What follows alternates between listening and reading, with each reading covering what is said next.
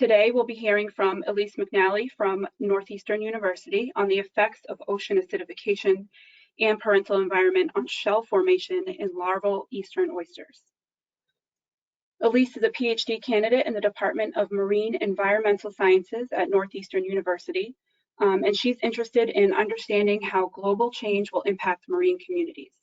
Her research uses a combination of fieldwork and laboratory experiments to examine how the response of eastern oysters to OA exposure is modified by the present-day environment, parental exposure to OA, and parasite-host interactions. So with that, I'll hand things over to Elise, and she can take you through her presentation.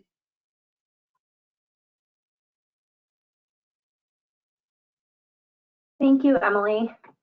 All right, everyone should be able to see my screen now. Thank you all for coming. I'm very excited to share my work on intergenerational exposure to OA on larval biomineralization in eastern oysters. Of course, I want to first acknowledge all of my co-authors. Without them and an army behind me, I wouldn't have been able to do this work. So let's jump right in.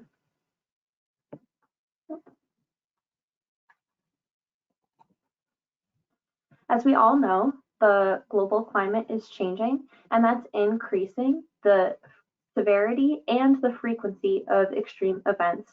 And that's kind of modeled by this artistic work where we see, more drought in certain places, more wildfires. Additionally, because of increased anthropogenic CO2 emissions caused by fossil fuel burning, we're seeing ocean acidification.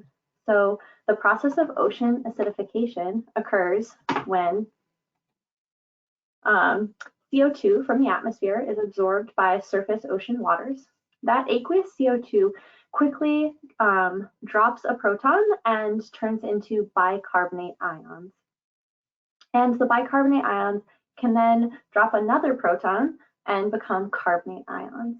And it's these carbonate ions that marine calcifiers use to build their shells and skeletons. So here's a small portion of some organisms that use calcium carbonate to build their shells and skeletons. So we can see that we have coccolithophores in the upper left. Coral uses this to build their skeletons, crabs, gastropods, and scallops. And what's really important about ocean acidification is that as more CO2 is absorbed by ocean waters, the pH of the water decreases and the availability of carbonate ions also decreases. And so that can make it harder for these shell-building organisms to build their shells or skeletons. The availability of carbonate ions and calcium in the ocean water defines the saturation state of the water. And you can think of saturation state as how easy it would be to form calcium carbonate from the water. And saturation state is different for each polymorph of calcium carbonate. So mainly organisms use two different polymorphs to build their shells or skeletons, and that would be aragonite and calcite. Modeling shows that we are going to be seeing a decrease in saturation state because as CO2 increases, the saturation state of ocean waters decreases. So this is a figure from Feely et al. And it's showing modeling of surface ocean saturation states for calcite from 1875 in the upper left all the way to 2095 in the lower right.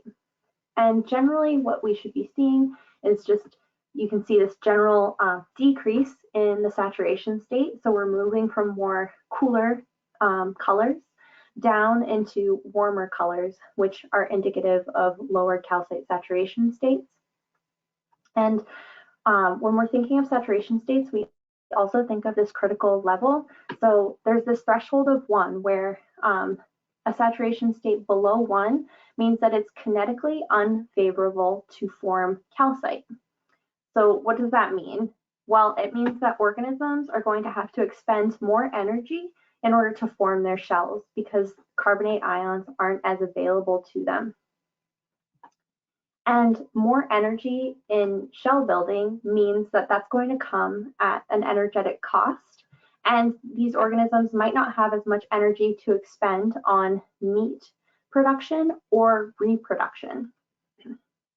These models that I'm showing you here are for open ocean, but estuaries and coastal zones are expected to experience the impacts of ocean acidification sooner than the open ocean. And most calcifying organisms live in these estuaries and coastal zones, and they're already heavily impacted by other anthropogenic stressors. Oysters are a great example of taxa that live in estuaries and coastal zones. And from this figure, we can see that already oyster reefs are globally threatened by things like eutrophication, pollution, and overharvesting. And so this figure from Beck et al. Shows that generally oyster reef condition globally is either poor or functionally extinct. On the east coast of the United States, we have eastern oysters. So that's the species of oyster that I study. Eastern oysters have been shown to have negative impacts of OA at all life stages. And so what that means is that oysters from larvae, juveniles to adults have shown decreased shell growth, increased oxidative stress, and decreased survival when they've been grown under experimental OA conditions. Larvae of eastern oysters have been shown to be particularly vulnerable, and that's because of their rapid calcification rates and the calcium carbonate polymorphs that they use to build those early shells.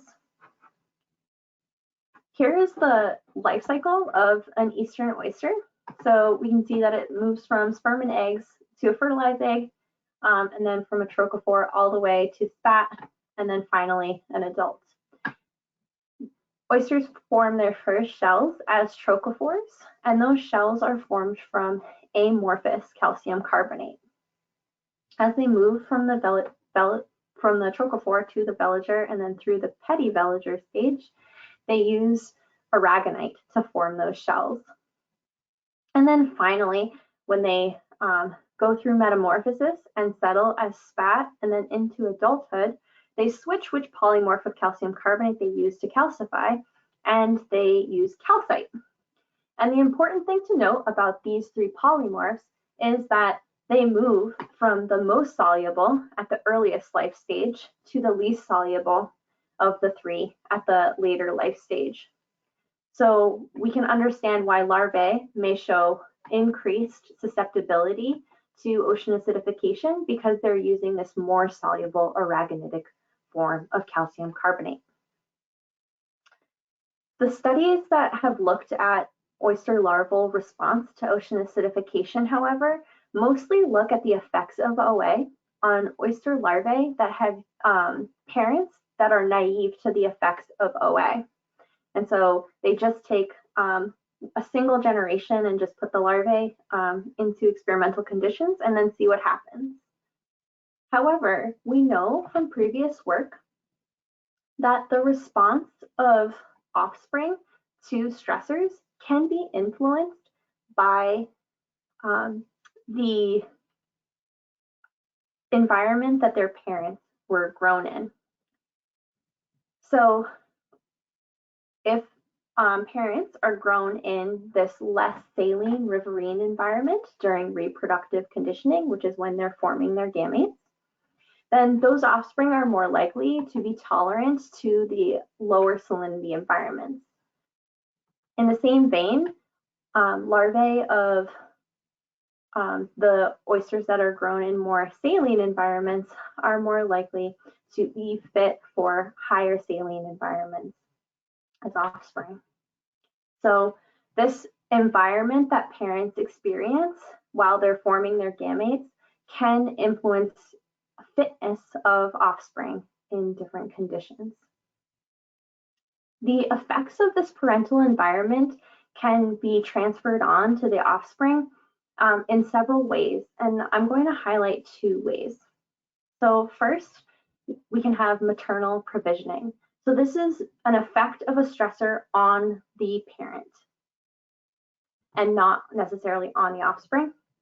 And the second is an epigenetic response. And this epigenetic response, sometimes called transgenerational plasticity, is a response that can be passed from parent to offspring and influence the offspring's phenotype. So first, let's go over maternal provisioning. This is the idea that stressors can result in females increasing investment in eggs.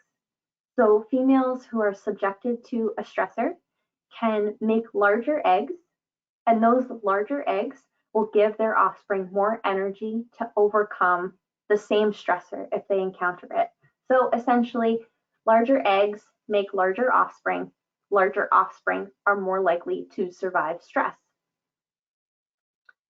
The second possibility is that there is an epigenetic response. So I'm going to illustrate this idea of an epigenetic response using a plant cartoon. So let's say we have this plant and it expresses the triangle protein at a baseline level. So this only expresses it very lowly under low stress conditions. But then there can be a stress event. And when this organism is subjected to stress, it undergoes an epigenetic change to its DNA. Now, it's not changing the actual code of what the DNA codes for, but it's just changing how the code is read. So it can either increase expression of certain things or decrease expression of certain proteins. In this case, we see that an epigenetic response to this particular stress event increases the expression of the triangle protein. So again, these epigenetic responses have the potential to be inherited by offspring and influence the offspring's phenotype. When we're thinking about OA and the potential for transgenerational plasticity to benefit offspring, we can think about a response that would increase the expression of proteins that are involved in biomineralization, because we know that under OA conditions, it's harder for larvae to form shells. And so where parental exposure could increase the expression of some of these transmembrane proteins or other proteins that are involved in ion transport or other calcification related proteins. And increased expression of those things would make it easier for larvae to produce shells under OA conditions. So we were interested in exploring the potential effects of intergenerational, so a single parent to offspring generation. We wanted to know how intergenerational exposure to OA might modify the response of eastern oyster larvae. So specifically, we were asking, are the larvae from OA exposed parents more resilient to the effects of OA on biomineralization? And what we expected is that parental exposure to OA would offer some benefit to the offspring, so that under OA conditions, the OA exposed larvae from OA exposed parents would be larger in size compared to the OA exposed larvae of control exposed parents. We also wanted to know if larvae from OA exposed parents exhibited higher survival than larvae from control exposed parents under OA conditions. And so this was our measure of fitness of offspring. To answer these questions, we collected 80 adult oysters from Barnstable Harbor in Barnstable, Massachusetts. And we brought them back to the lab and we exposed them to either control, which was 572 parts per million PCO2 in the water, or OA, which was 2,800 approximately parts per million PCO2. And we exposed the adults for 30 days in our ocean acidification array, which you can see pictured here. We can control the carbon dioxide levels as well as the temperature and salinity in each of these tanks. You'll note here that our control values are higher than present day atmospheric PCO2 levels, which are approximately 400 parts per million. But this level that we chose, 572 parts per million, actually reflects better the PCO2 conditions at the field site where these oysters were collected. So estuaries often experience PCO2 levels that are above open ocean levels. And so we wanted to better reflect the environment that the oysters were coming from in our experiment. You'll also note that the OA condition that we used is quite high. Many experiments use about 1,000 parts per million PCO2. But again, we wanted to better reflect what we expect this particular estuary to look like in the year 2100. And we also wanted to use the idea of extreme treatments to increase our statistical power. After 30 days, the oysters were strip spawned, and each oyster, after it was shucked, was sexed. We only selected to use males that had mobile sperm, and our goal was to obtain 8 males and 8 females for each adult treatment. Once the gametes were collected, we conducted a partial North Carolina 2 cross design. And you can see here in the columns, we have the dams, and in the rows, we have the sires. And you can see that we crossed control dams with control sires and OA dams with OA sires. And each dam was crossed with at least 3 males. And that was so we could better understand the role of dam and sire in responses to OA, hoping to see if there may be some OA tolerant genotypes. The exception was dam 1 for the OA treatment, which was only crossed with 1 sire due to low egg count. In total, we were able to get 24 control families and 22 OA exposed families. Larvae from the crosses were put in jars, and they were grown in sea tables like you see pictured here for 3 days. To reiterate our experimental design, for each cross, which the control crosses are indicated in blue squares and the OA exposed crosses are indicated with red squares. So for each cross, we exposed larvae to control and OA conditions for 3 days. So we had 3 replicate jars in each of these treatments. And it's good to note that all of these jars, all 6 of these jars, were full siblings. And so that just gives us more statistical power to look at the effects of ocean acidification because we have full siblings that have been exposed to control conditions and full siblings that have been exposed to OA conditions. After 3 days, the larvae were filtered out of the jars, and then we were able to collect some data on shell growth and morphology. In addition to collecting larvae, at the time of crossing, we actually collected eggs from each female as well, so that we could try to gain insight into whether or not there was evidence of maternal provisioning. For the eggs, which you can see one pictured here, we looked at the diameter of the eggs as well as the eccentricity. And eccentricity is essentially a measure of circularity, so how perfect of a circle each egg was. We also looked at the larvae, and for the larvae, we measured growth per day, and growth per day was normalized to egg size. And so we quantified that as the length of the larva minus the average egg diameter for that female, and then divided it by 3 days, since these were all grown for 3 days.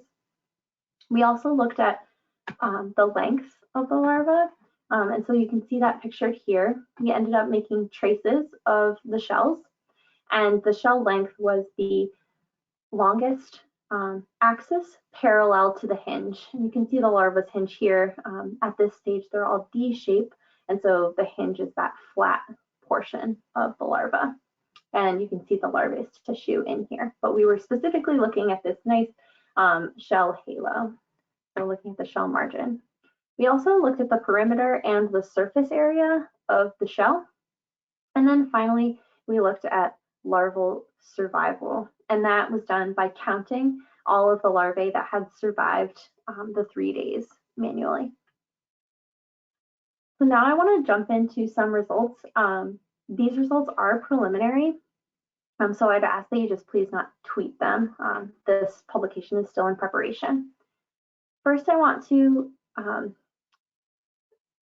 orient you to the graphs that I'll be showing you. So in the colors, we'll have parent treatment. So as we have been through this whole presentation, the control exposed parents will be shown in blue, and the OA exposed parents will be shown in pink. And on the x-axis, we have the larval treatment, aragonite saturation state. And just a note, as PCO2 in the water increases, the saturation state decreases. So the OA exposed larva will be on the left side of the graph, and the control exposed larva will be on the right side of the graph. And for this, I'll be showing you growth per day. And each point will be an individual larva. We measured 72 jars that had larvae from control exposed parents and 63 jars that had OA exposed parents. And from each jar, we took the shell growth and morphology metrics for 20 randomly selected larvae. So here are the results. Again, each dot is an individual larva, and its color indicates whether its parents were exposed to control conditions or OA conditions. And the lines on this graph represent the most parsimonious model to explain the data, and that was based on our model selection process. So we can see that there's quite a lot of variability in growth per day in both the OA exposed larval treatment and in the control larval treatment. But you'll notice that in both the control and the OA treatments, this pink line is above the blue line. And so larvae from OA exposed parents grew significantly faster than larvae from control exposed parents in both the control and the OA condition. But you will also note that there was a significant interaction between parental treatment and larval treatment, such that the effect of having an OA exposed parent was greater under the OA condition. So larvae with OA exposed parents grew faster under both OA and control conditions compared to the larvae with control exposed parents.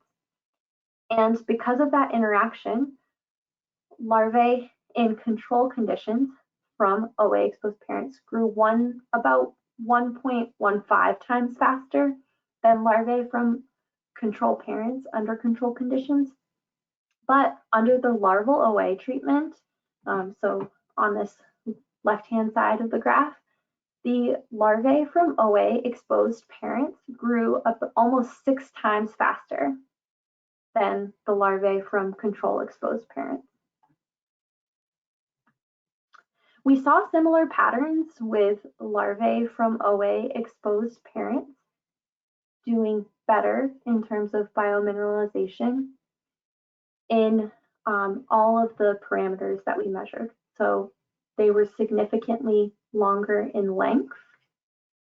The larvae from OA exposed parents under OA conditions also had a significantly larger perimeter, and they were significantly larger in the square root of their surface area.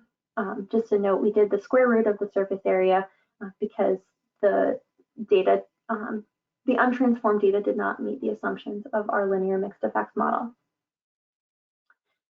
So although the larvae were larger in length, perimeter, and surface area, the effect size was relatively small, so about 2% different.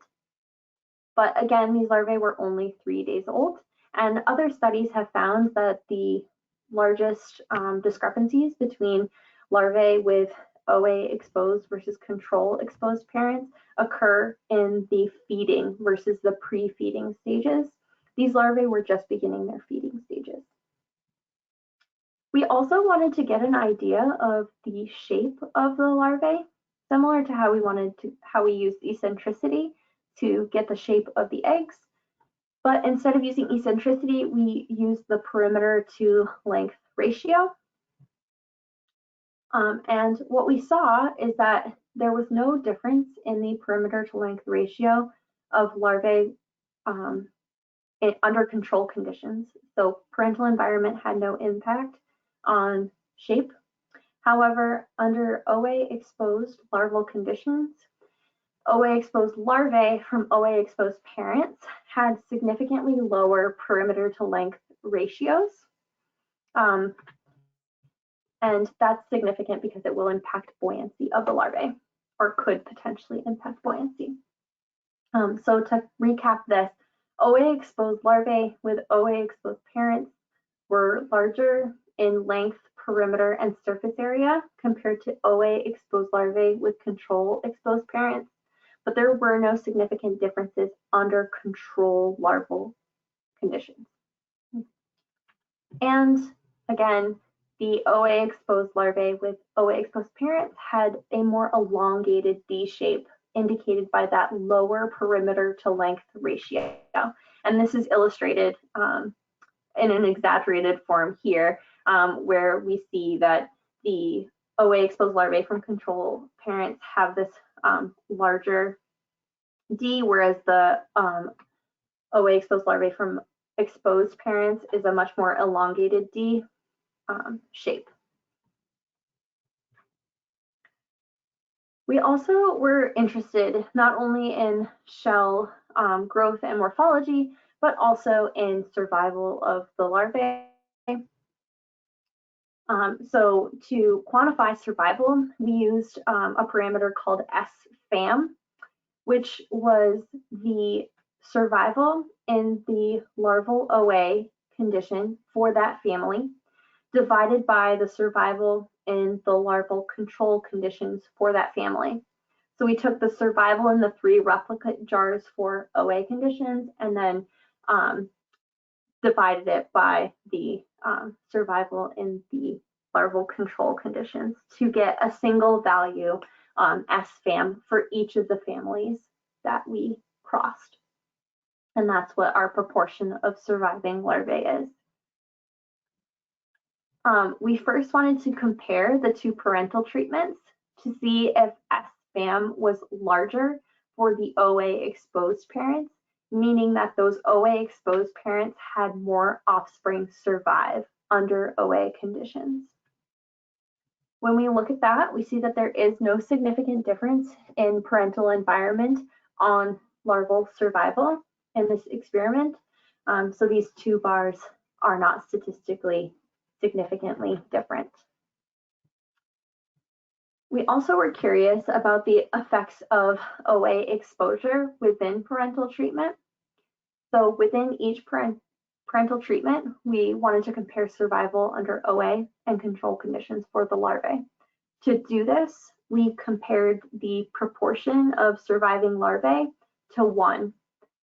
So if survival in OA conditions was equal to survival in control conditions, then SFAM would have been equal to 1. When we do this, we see that in both parent treatments, survival of larvae in OA conditions is significantly lower than survival in control conditions. So the SFAM in both parental treatments was less than 1. So in terms of survival, we saw no difference in the proportion of surviving larvae between the control and the OA parent treatments. And we also saw that the survival of OA exposed larvae is significantly lower than the survival of control exposed larvae, no matter which parental treatment or which environment your parent experienced. To wrap things up, we did see significant effects of OA exposure on all larvae, no matter their parental history. So overall, larvae exposed to OA exhibited lower growth, smaller shells, and this is expected from the past intra-generational work and unsurprising. So we see that over here on the right, we have an OA exposed larva as an example. You can see its shell margin is not as nicely formed. There are some cilia that are extruding from the shell margin, whereas from the control conditions, we saw these nice D shapes with a well-defined shell margin. Despite seeing these negative effects of OA exposure on all larvae, larvae from OA exposed parents were able to exhibit greater resilience to the negative effects of OA on biomineralization. So as we saw, the OA exposed larvae from OA exposed parents exhibited much faster growth rates, and they also were longer in length. They had a larger perimeter and they had a larger surface area. And so there is some evidence that these OA exposed larvae from OA exposed parents have greater resilience to the effects of OA. We didn't find any evidence that these benefits of parental exposure to OA are the consequence of maternal provisioning. So as I said previously, we had measured eggs from each female, but there were no significant differences in egg size based on parental treatment. And so that suggests that maternal provisioning is not the reason that these larvae from OA exposed parents were able to calcify faster than the larvae from control exposed parents. We also saw no evidence that parental exposure to OA increased larval survival under OA conditions. This, however, is obviously with the caveat that we've only looked at larvae who were grown for 3 days under these conditions, and also our PCO2 levels were quite extreme. Another thing to note is that we did see some significant family variability for all of the parameters that we measured.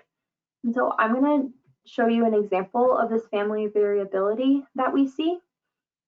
First, let me orient you to this. So on the x-axis, we have the male ID. And so C stands for control, and the M stands for male. And so you can see there's control male 1. And then E stands for exposed. So those are the OA exposed males. The exposed males are on, and exposed females are on the right side of the graph, and the control males and females are on the left side of the graph. These box plots will be grouped by female. So again, we crossed each female with 3 males. And so in each group, you'll see 1 female, and then on the x-axis, there will be 3 males associated with that female. And this time, we're going to have the larval treatment, either control in blue or OA in pink in the colors. And as an example of the family variability, I'm going to show you the growth per day data by family. So each family, again, had larvae that were grown in control and OA conditions. So each family has 2 box plots, and the 0 is for no growth per day. You can see that there were some larvae that had negative growth, but other families did extremely well. So the difference between the control and the OA exposed growth rates is minimal compared to other families who saw extreme decreases in OA conditions of their growth per day. And this striking variability where some crosses did very well, whereas others didn't, is true across the board. So for growth per day, for the length of their shells, and also for survival.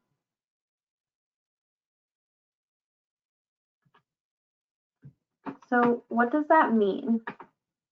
Well, first, our studies show that studies that don't consider intergenerational effects of ocean acidification may overestimate the negative effects of OA on larvae, because as we saw, parental exposure can mitigate some of the negative effects of OA on shell growth and shell morphology. Our results also show that exposing adults to OA conditions during reproductive conditioning could benefit that offspring growth, and in turn, that could benefit oyster production. And finally, because of the large amount of family variability that we saw in larval responses to OA, we see that populations of eastern oysters have genetic diversity, and selection could act on that genetic diversity and lead potentially to adaptation to OA conditions. These results have implications across aquaculture, fisheries, and restoration efforts for eastern oysters. So as an example, oysters who are more OA tolerant, so those OA tolerant genotypes, could be selectively bred to potentially produce offspring that are more tolerant to the effects of OA. We could also use our knowledge about parental exposure to start exposing broodstock to more OA conditions so that we can create offspring that are more tolerant to the effects of OA. And this can improve our production as well as the resilience of oysters themselves, and increase the overall health and recruitment of oyster reefs. And these OA tolerant genotypes could in the future structure the communities that they establish. With that, I want to acknowledge the many people who have helped with all of this work. It was a big effort, and there are so many people in the Reese and Lauderhouse labs at Northeastern that are to be thanked, undergrads, grads, past and present. I also want to acknowledge our funding is from NSF, and we want to acknowledge that adult oysters were collected on unceded Nauset and Wampanoag lands, and our tank experiments were conducted on unceded Pawtucket land. With that, I have time for any questions you might have.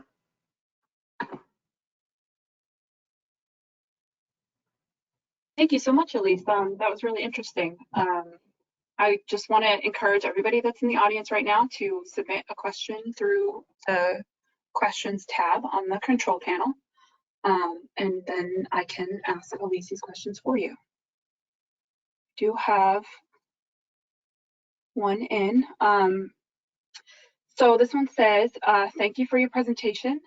As chitin is so important, an important structural component in larval oysters, do you have a hypothesis about how omega or PCO2 might influence chitin's deposition, and shell construction?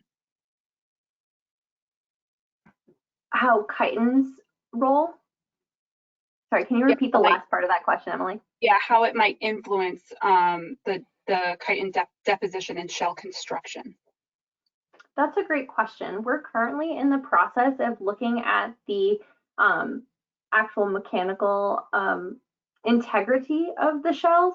And so that's definitely true that even though these oysters are able to lay down shell faster, they may not be as rigorous as the shells that are laid down in control conditions. So that's definitely something that's worth exploring.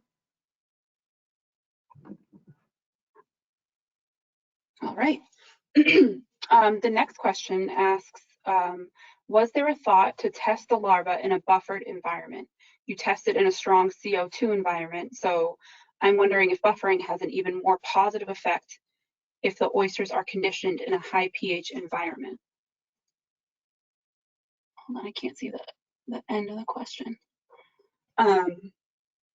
If buffering has an even more positive effect if the oysters are conditioned in a high pH environment and larvae grown in a buffered environment.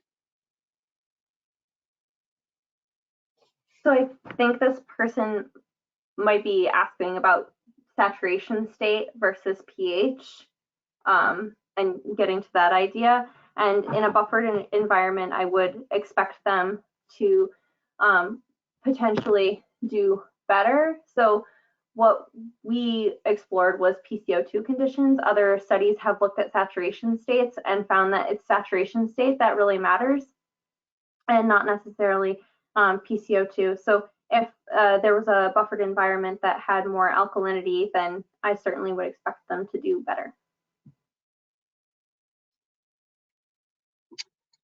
Great. Okay, so the next one says, great job, Elise. I wonder what you think the next step should be for this research, such as more time for the larvae in experimental conditions, modeling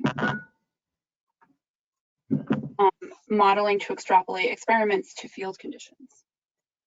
Yeah, that's a great question. I think that there's definitely a need to increase the amount of time that we grow larvae for, and also increasing the number of generations that we expose. So taking, larvae that had OA exposed parents or control exposed parents, growing them through metamorphosis, and then exposing those adults and, repeating through generations. I think that will offer valuable insights into going from intergenerational studies to transgenerational. And the other thing is we didn't manipulate anything other than PCO2 conditions in this study. And so looking at multi-stressor experiments will also be really important moving forward. Right. Okay, so this next one asks, for conservationists who are raising and outplanting juvenile oysters, what practical advice would you give them about improving resilience of the oysters bred for restoration? That's a great question. I think, one, it would be really important to know, or if you could have an understanding of the carbonate chemistry dynamics at the sites where you're outplanting. That could be really important, and potentially exposing parents of the spat that you're putting out to OA conditions could help with resilience. But if you're not able to expose those, perhaps choosing sites that had higher saturation states so you could potentially increase the success of those restoration efforts.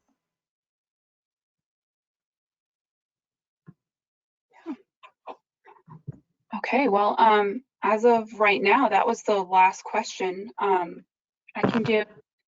We can wait just another moment if somebody wants to submit more questions right in the questions tab there on your control panel.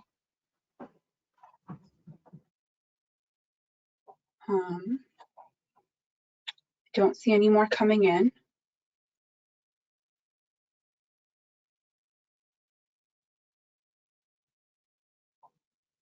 Well, if so, that was the last question, and that would conclude our webinar for today. The recording for this webinar will be available on the NECAN website in the next few days, so definitely check that out, and then let other people know, if you know of anybody that couldn't attend this webinar today, that recording will be there.